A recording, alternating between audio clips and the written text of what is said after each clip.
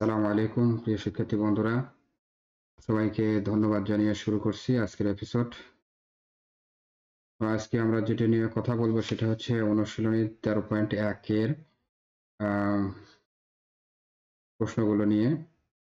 13.1 থেকে যেভাবে প্রশ্ন হতে পারে বা যত রকম ভাবে প্রশ্ন হতে পারে এই ধারণা একটু তোমাদেরকে দিব, এবং সাথে বোর্ড প্রশ্ন কিন্তু আছে। বোর্ড প্রশ্নগুলোই এই 13.1 থেকে ধারার অঙ্কগুলো কত ধরনের হতে পারে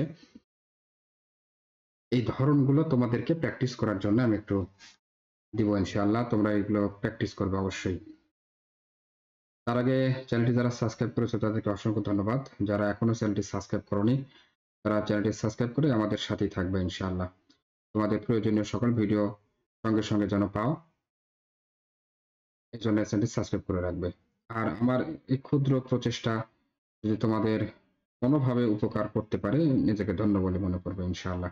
তো চলো শুরু করা যাক। অনুশীলনী 13.1 প্র্যাকটিস টাইপ 1। তো ধারার যে অঙ্কগুলো সেটা সমান্তর ধারার অঙ্ক দেখতে পাচ্ছ। 13.1 তো আমাদের সমান্তর ধারার অঙ্কই থাকে। তো সমান্তর ধারার অঙ্ক, এখানে 1 নম্বর একটা অঙ্ক দেওয়া আছে। বলা হচ্ছে যে এই ধারাটির কোন পথ, কোন পথ, এই যে কত নাম্বার পদে 383 আছে, এটা দিনাজপুর বোর্ডে 2020 সালে এসেছিল। উত্তরে দেওয়া আছে 127 নম্বর পদে, পাঠ্য বইয়ের উদাহরণ নাম্বার 2 এর আর কি। তো এখানে দেখা যাচ্ছে কোন পথ, একটা ধারা দেওয়া আছে, ধারাতে বলা হচ্ছে যে এই ধারার, যেমন এখানে 1 নম্বর পদ 5, 2 নম্বর পদ 8, 3 নম্বর পদ হচ্ছে 11, 4 নম্বর পদ হচ্ছে 14। তাহলে এইভাবে 343 কোন পদে আছে, এই তম পদটা আমাদেরকে বের করতে হবে। তো এই টাইপের অঙ্ক দেখো, প্রত্যেকটা অঙ্ক ময়মনসিংহ বোর্ডে এসেছিল, যশোর বোর্ডে 2022 সালে এসেছিল। এই টাইপের কিছু অঙ্ক তোমরা দেখতে পাচ্ছ। অবশ্যই প্র্যাকটিস করতে হবে শিক্ষার্থী বন্ধুরা।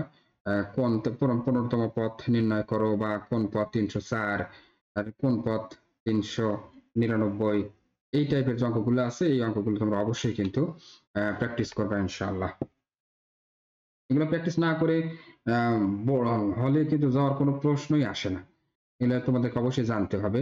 ধারার অধ্যায় থেকে, ধারার অধ্যায় তো তোমরা জানি বরাবরই কিন্তু সবসময় গুরুত্বপূর্ণ, সবসময় গুরুত্বপূর্ণ ধারার অধ্যায়। তো আমরা 1 নাম্বার টাইপ দেখলাম, এবার দেখবো হচ্ছে 2 নাম্বার টাইপ, প্র্যাকটিস টাইপ 2। ধারা নির্ণয়। একটি সমান্তর ধারার প্রথম 12টি পদের সমষ্টি দেওয়া আছে এবং প্রথম 17টি পদের সমষ্টি দেওয়া আছে। এই ধারা 34তম পদ কত? এই টাইপের যে অঙ্কগুলো আছে, দেখো ঢাকা বোর্ডে এসেছিল, ঢাকা বোর্ডে এসেছে, ঢাকা বোর্ডে এসেছে একটু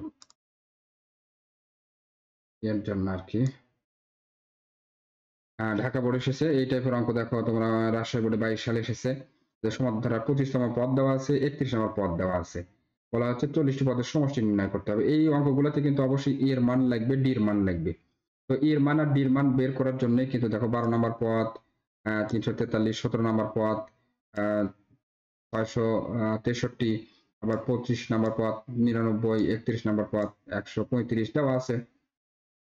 তাহলে অবশ্যই কিন্তু আমাদের এর মান আর ডির মান লাগবে, যেহেতু এগুলা হচ্ছে তোমার সমান্তর ধারার অঙ্ক। তো এইগুলো হিসাবে দুটো সমীকরণ হবে, দুটো সমীকরণ থেকে আমরা এর মান ডির মান বের করে পরবর্তী আমাদের যেটা চাওয়া আছে সেটা আমরা বের করতে পারবো ইনশাআল্লাহ। তো এই টাইপের অঙ্ক দেখো, অনেকগুলো অঙ্ক আছে, এই অঙ্কগুলো কিন্তু সবগুলো প্রায় বোর্ডে এসেছে। দেখো বোর্ড প্রশ্ন আমরা এখানে অ্যাড করেছি। এই ধরনের অঙ্কগুলো কিন্তু তোমাদেরকে অবশ্যই প্র্যাকটিস করতে হবে শিক্ষার্থী বন্ধুরা, কোনো বিকল্প নাই। ধারার অঙ্ক থেকে কোনো প্রকার এগুলো রেখে যাওয়ার, না দেখে যাওয়ার কোনো বিকল্প নাই, দেখতেই হবে তোমাদেরকে। এটা গেল হচ্ছে আমাদের টাইপ নাম্বার 2। এবার টাইপ নাম্বার দেখবো আমরা 3, প্র্যাকটিস টাইপ 3। 3 নম্বর টাইপ কি রকম হতে পারে? একটি সমান্তর ধারার প্রথম পদ সাধারণ অন্তর এবং ধারাটির n পদের সমষ্টি দেওয়া হলে n এর মান নির্ণয় করো। n এর মান চাওয়া হচ্ছে। যেমন এখানে দেওয়া আছে সমান্তর ধারার p তম পদ দেওয়া আছে, q তম পদ, ধারাটির p প্লাস q তম পদ কত? এই টাইপের অঙ্ক কিন্তু আমাদের দেখতে হবে। 3 নাম্বার, 4 নাম্বার সকল প্রশ্নগুলো দেওয়া আছে। এই প্রশ্নগুলো কিন্তু আমাদেরকে অবশ্যই দেখতে হবে শিক্ষার্থী বন্ধুরা।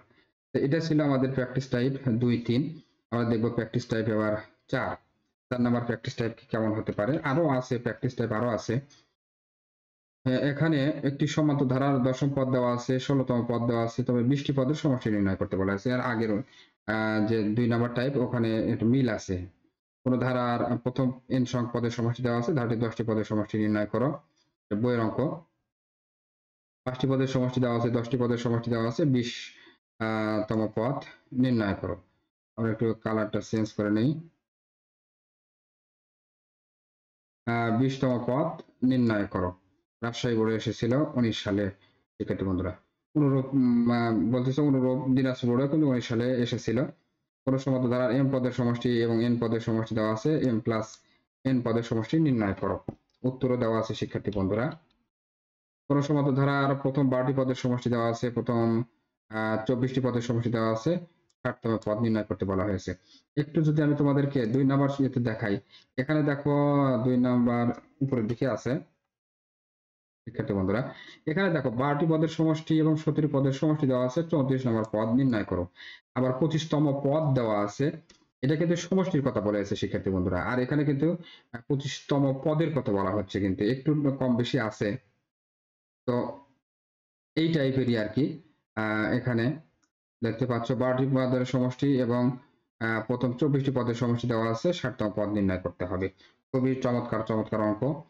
Practice type ৫।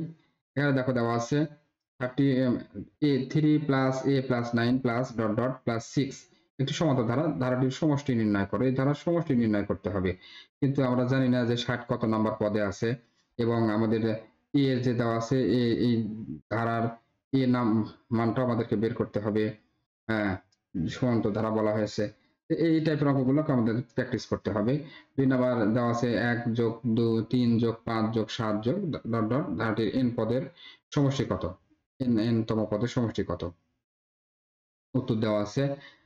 এবং দেওয়া আছে ৯টি পদের সমষ্টি, মানে সমষ্টি নির্ণয় করার জন্য প্রথম ১০ পদের সমষ্টি নির্ণয় করে শিক্ষার্থী বন্ধুরা। এরকম বিভিন্ন যে প্র্যাকটিস টাইপ ৫ ছিল এটা। আমরা ১ থেকে ৫ ধরনের যে ধারার, বিশেষ করে সমান্তর ধারার অঙ্কগুলো যে আমরা দেখালাম, ৫ ধরনের ৫ টাইপের দেখালাম। তোমরা অবশ্যই একটু একটু প্র্যাকটিস করবে শিক্ষার্থী বন্ধুরা।